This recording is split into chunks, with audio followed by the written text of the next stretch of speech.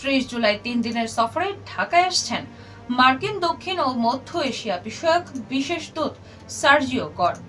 উপর থেকে এটিকে সাধারণ কূটনৈতিক সফর মনে হলেও এর নেপথ্যে রয়েছে এক গভীর রাজনৈতিক ও অর্থনৈতিক সমীকরণ।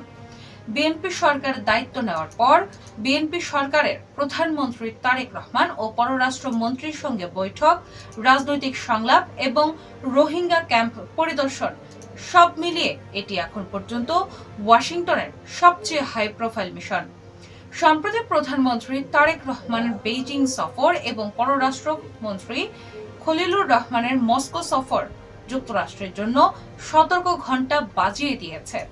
চীন ও রাশিয়ার নেতৃত্বাধীন ব্রিক্স জোটে বাংলাদেশের সম্ভাব্য ভূমিকা এবং ডলার ভিত্তিক বাণিজ্য ব্যবস্থার বাইরে গিয়ে বিকল্প মুদ্রায় বাণিজ্যের আলোচনায় ওয়াশিংটন গভীরভাবে চিন্তিত। সার্জিও গরের এই সফরের অন্যতম মুখ্য লক্ষ্য হল ঢাকাকে এই ডিডলারাইজেশন বা ডলার বিরোধী অর্থনৈতিক অক্ষ থেকে দূরে রাখা।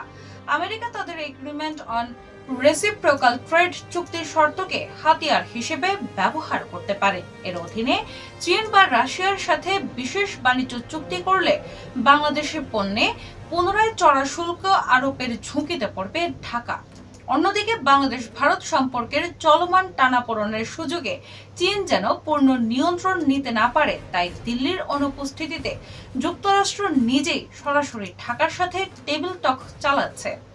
কূটনৈতিক বিশ্লেষকদের মতে সার্জিও গরের এই মূল্যায়ন রিপোর্টই নির্ধারণ করবে আগামী 2 বছর প্রেসিডেন্ট ডোনাল্ড ট্রাম্প বাংলাদেশের পলিসি কি হবে।